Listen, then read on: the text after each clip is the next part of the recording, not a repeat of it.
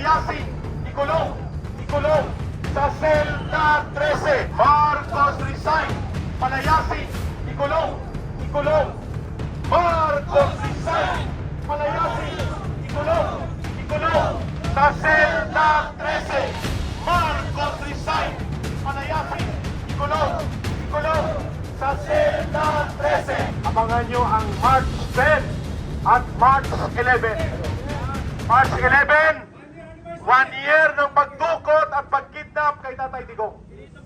Dadagundong ang buong protesta ng sambayanang Pilipino worldwide, lalo na sa Pilipinas.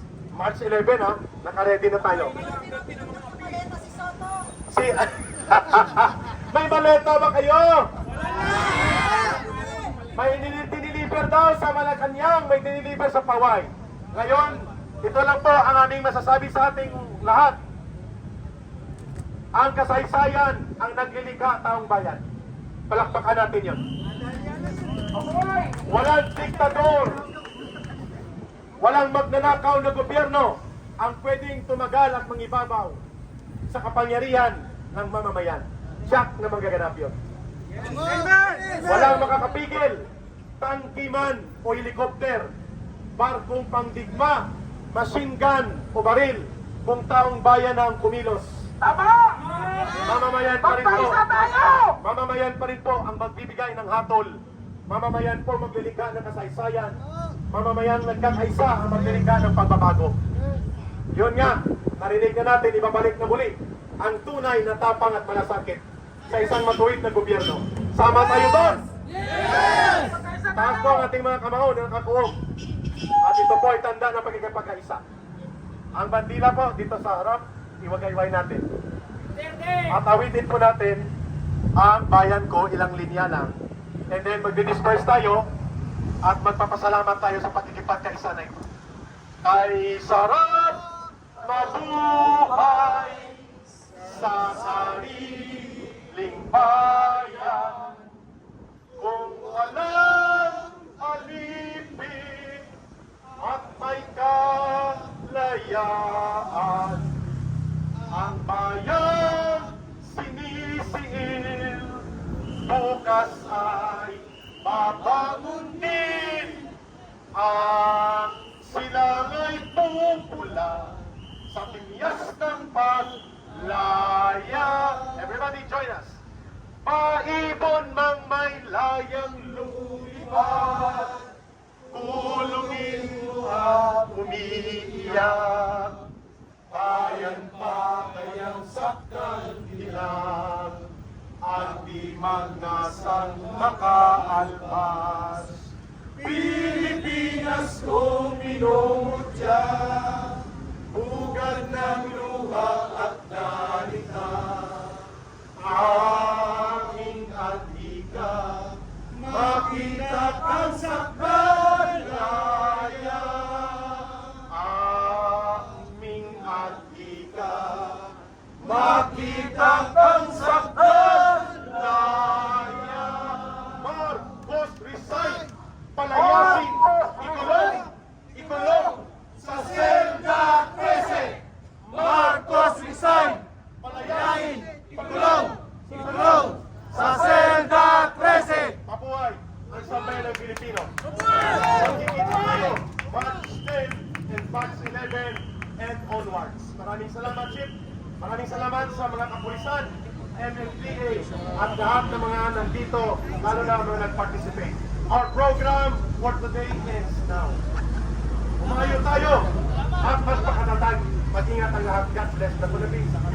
Magandang tanghali po sa ating lahat, mga mahal kong kapwa Pilipino, kung ano pa man po, Muslim, Christian. Kami po nandito po sa tinatawag po ng riders, ng Duterte Riders supporters, ng DRT po, Duterte Riders Team, DGRT po, Duterte Riders Group, Philippines. Kami po ay nakikisa po. Aking pong panawagan, bakit ka na naman po, mainstream media, GMA7, ABS-CBN, TV5. Alam naman po natin yesterday naglabasan po ang mga Marines diyan po sa Club Pilipino San Juan. Pero ang inantay po namin last night wala man lang po kayong balita tungkol sa kung ano po ang nararapat na malaman ng buong mundo at ng buong sambayan ng Pilipino. So yun lang po. Sana po ay anyway, mabuti, maraming salamat po at narito po ang napakarami natin mga vloggers at sila po ay mulat na sa katotohanan at nakikita po nila kung ano po yung mga totoong kaganapan at siguro po sana po magising na po tayo lahat. Yung mga wala pong kulay ito, ginawan, biglawan, or whatever, tignan po natin kung sino po yung karapat-dapat.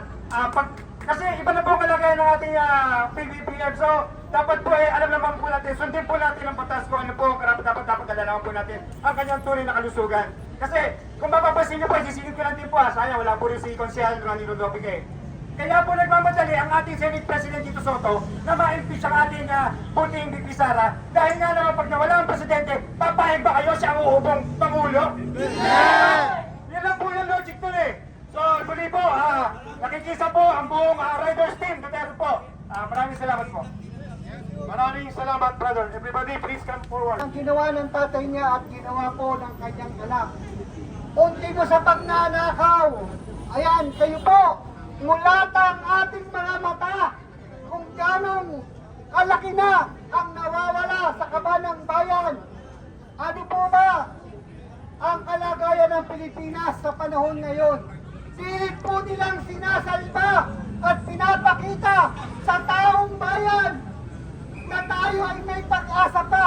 May pag-asa pa po tayo. Wala na tayo dahil tayo ay palubog na. Ayan po, pinapakita na ng mga media po sa ibang bansa na hindi na po natin kaya. Ang dollar, napakataas na. Yung bigas, magkano na po ngayon? 57, 58, halos $1. Oh, 60 na po. At nag-alat pa po siya ng budget.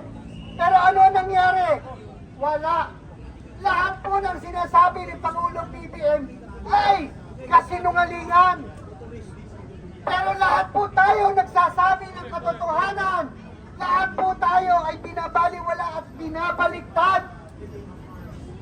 Kahapon nagsalita po ang 18 Marines na nagsasabi po kung ganong karami at ganong kalaki at ganong karaming mga bagahe na dinadala nila sa iba't ibang lugar, especially kay Pangulong BBM.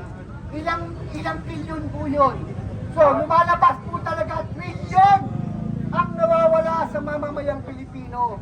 Ngayon, nasa na po si Juan de la Cruz na gustong makapag-aral ng libre ang kanyang anak. Libreng pag-aaral, libreng hospital, libreng panganganak. Kayang-kaya ng gobyerno kung gugustuhin. Samantalang sila, habang tayo'y binabaha, ang buong Metro Manila, NCR, sila naman po, binabaha ng yaman. Bili rito, bili ron. Nasa na po yung mga pera na sinasabi po nilang pinagbentahan ng mga sports car.